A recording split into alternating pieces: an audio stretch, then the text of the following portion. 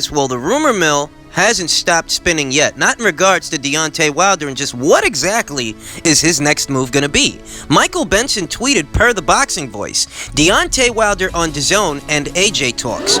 We will be one champion, one face, one name, and it might be soon. You will get the Wilder versus Joshua show. I love Showtime. This is not farewell. It's only goodbye for a little bit. I'ma hear them out first and foremost.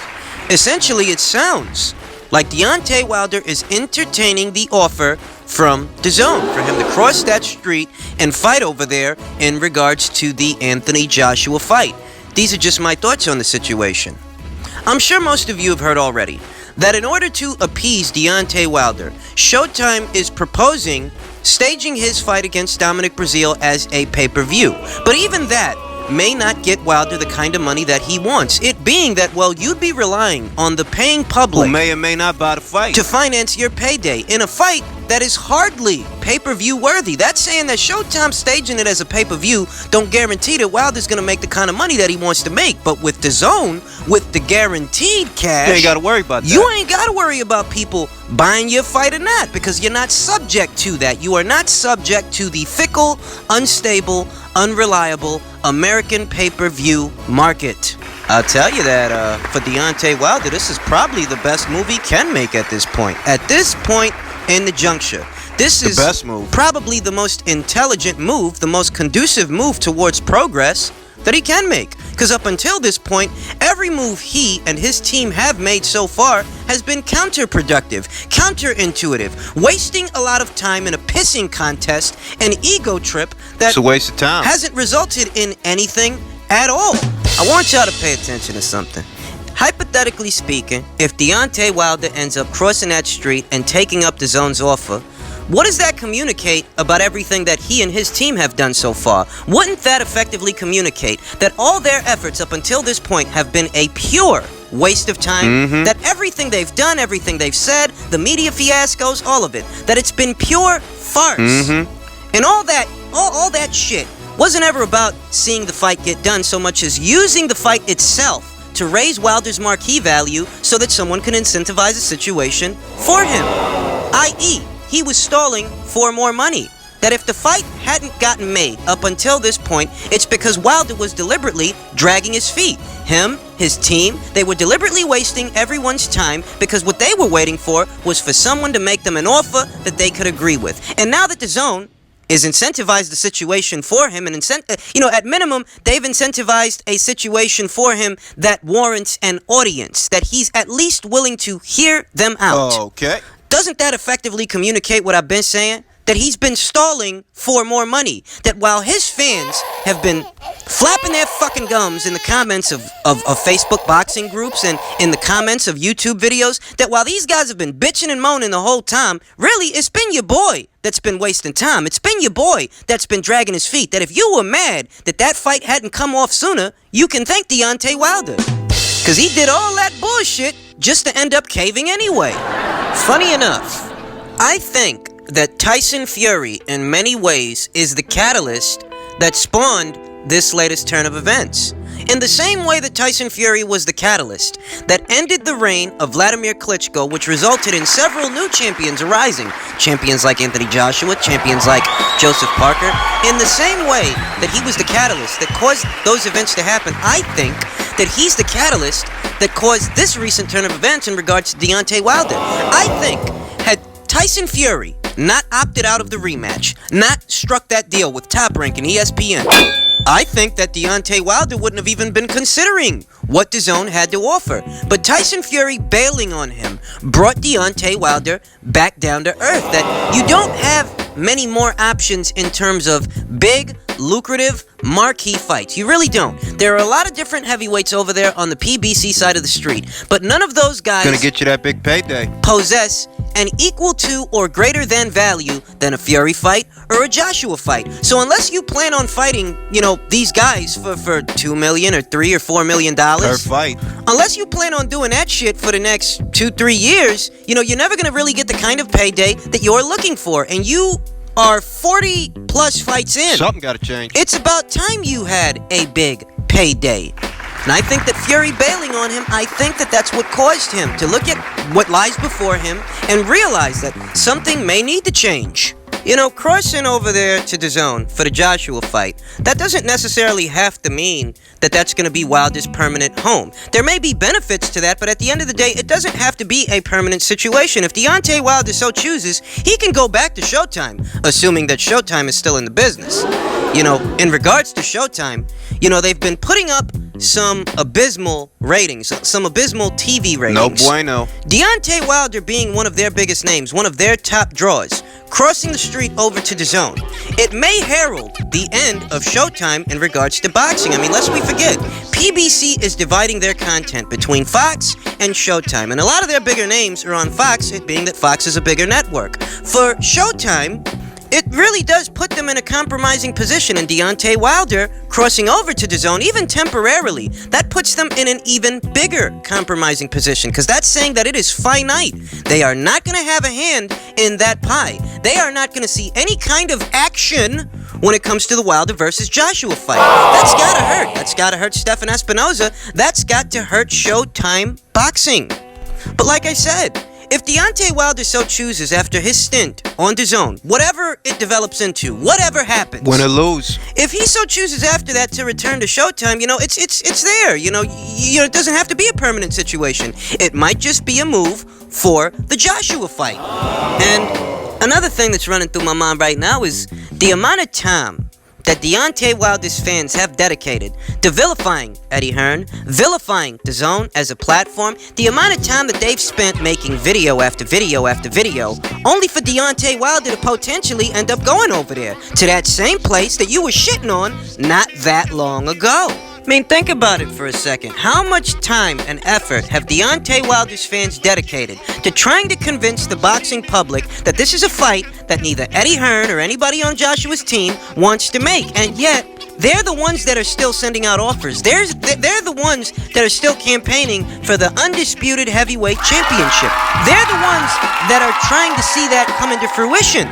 Whereas if you ask Wilder's fans, they don't want that fight, they never wanted that fight, and DAZN sucks. Well, you know, looks like Deontay Wilder might not think so. Now, I understand that you can't speak too soon when it comes to the sport of boxing because the news is fluid. Mm-hmm. The news is fluid, it's ever-changing, and at minimum right now, what we're seeing is that Deontay Wilder is going to give them an audience. Nothing is finalized. No contracts have been signed or anything like that. Not yet.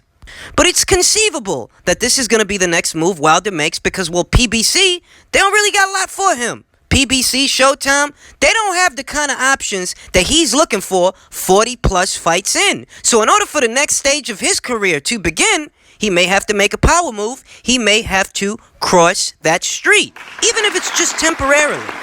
I'll say that this is probably the first productive move Team Wilder could make in regards to landing the Anthony Joshua fight. In all the months of bickering and arguing and the back and forth and the media fiascos, this is the first conducive move Wilder and his team might make to getting that fight. It took long enough, but at least we're closer now. And in other news, I saw a very interesting quote from Errol Spence, which reads, "If not for the Garcia call-out, I don't know who I'd be fighting." And in the article, it talks about how most of the guys on Errol Spence's side of the street, they all had dance partners. They all had something in the works. And how Errol Spence was kind of out of options. And I think what caught my attention the most about this article and about this quote is that Errol Spence is basically letting it be known that he was free. He didn't have a dance partner, and yet he didn't seem for a second to consider a Terrence Crawford fight. Understand something. This is out of the horse's own mouth. This is not my opinion. I'm not paraphrasing anything. This is from the man himself. That if not for Mikey Garcia calling him out, Errol Spence really didn't know what the fuck he was going to be doing. What about Crawford? So it never crossed your mind, it being quote-unquote strap season, it never crossed your mind that maybe you should do what you've got to do to make the Terrence Crawford fight? Because you're basically letting it be known that you were free to make that fight. And instead of doing that, your saving grace is entertaining a call-out from a 135-pound fighter. You couldn't think of anything else to do but entertain a call-out from a 135-pound fighter? Let me illustrate this for you guys. On June 9th of 2018, Terrence Crawford had his first fight in the welterweight division, and his first fight was for the WBO 147-pound championship against Jeff Horn. That was in June. You fast forward, the Mikey Garcia versus Errol Spence fight wasn't officially announced until the fall, until November. So that's saying that Errol Spence had any time between June and November to see about making a Terrence Crawford fight. But rather than doing that, he willfully ignored it, sat on his hands, and chose to entertain a call out from a little guy from 135. Because for Spence, that's more appealing. Now, we talk about this subject enough on this channel that we've all got a pretty good idea as to what issues may be stifling that fight. Cross-promotional, cross-network issues. But you know, if the PBC weren't so hell-bent on keeping everything in-house, they would try to find a middle ground with Top Rank, with ESPN. I have a proposition that I've not heard anyone say yet. You see, it just so happens that between Top Rank and the PBC, there are two very good fights, two very big fights that the fans had been asking for. Those two fights are the Mikey Garcia versus Vasyl Lomachenko fight and the Terrence Crawford versus Errol Spence fight.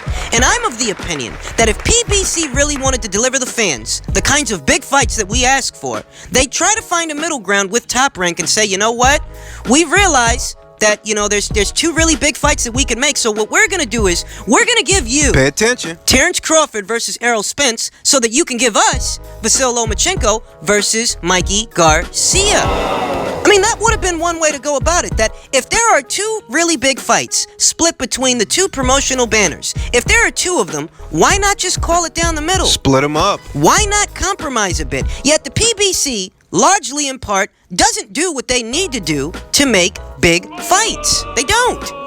If anything, they do whatever they have to do to circumvent working with other promotional outfits, other networks, what have you. They do whatever they gotta do to make sure that things stay in-house. And it's reached the boiling point to where people are starting to get pissed off. Look, in-house fights are not exclusive to the PBC. I mean, obviously, anybody that follows this sport knows that in-house fights are not a rarity, per se. Not at all. Any promotional outfit will opt for in-house fights whenever they can. But at the end of the day, When it comes to big fights, sometimes, in order to make a big fight, you've got to extend an olive branch. You've got to work with other people. You've got to find a middle ground to deliver the big fights to the fans.